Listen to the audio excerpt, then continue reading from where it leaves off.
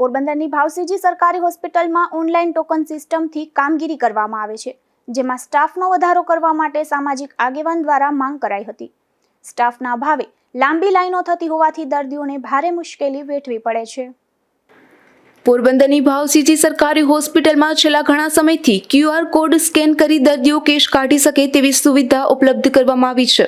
આ સુવિધા માટે કર્મચારીની પણ નિમણૂક કરવામાં આવી છે, ત્યારે કર્મચારી રજા ઉપર હોવાથી ઓનલાઈન કેશ કાઢવા માટે તેમજ દર્દીઓના જૂના કેસમાં સિક્કા મારવા માટે એક જ કર્મી હોવાથી દર્દીઓની લાંબી લાઈનો જોવા મળી રહી હતી, જેથી સામાજિક આગેવાન દ્વારા આ સિસ્ટમ સ્ટાફનો વધારો કરવા માંગ કરાઈ છે। હાલમાં જે સરકારી ભાવસીજી હોસ્પિટલની અંદરમાં ઓનલાઈન જે કેસ કાઢવાનું ચાલુ કર્યું છે, એની અંદરમાં એ સુવિધા સારી કહેવાય કે ઓનલાઈન કેસ જેને ખબર પડતી કાઢાવી લે।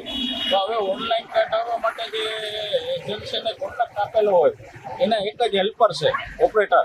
એ ઓપરેટરે આજે રજા ઉપર છે અને સિક્કા અને કેસ બારીમાં જે ઓનલાઈન બે એક જ વ્યક્તિ કરે છે। તો આજે સવારની બોડી સંખ્યામાં દર્દીઓને લાઈનો થઈ ગઈ હતી, જે લાઈનમાં ઊભા છે એના ઓપીડીમાં એક્સરે વાળાઓને જેને બતાવવાનું હોય, જે ચાલુ દવા વાળાઓને એ 8 સાડા 8 વાગ્યાના ઊભા છે, જે 11 સાડા 11 તો એનો વારો આવ્યો નથી, લાંબી લાઈનો થયું। તો મારું એ કહેવાનું છે કે એજન્સીના માણસો વધારે અથવા તો આ ઓનલાઈન કરતા હતા જે હતી એ સુવિધા બરોબર છે। તો મારું કહેવાનું છે કે ઓનલાઈન જો સુવિધા જ કરવી હોય તો એને સામે સંખ્યા પણ વધારો તમે। એક જ ઓપરેટર હોવાથી લાંબી લાઈનો છે, એટલે વહેલી તકે આનું નિરાકરણ કરવા મારી નર્મ અરજ છે। સ્ટાફના અભાવે કેટલાક દર્દીઓને 1 કલાક સુધી લાઈનમાં ઊભવાની ફરજ પડી હતી। અશોક થાનકી, ગુજરાત ન્યૂઝ, પોરબંદર।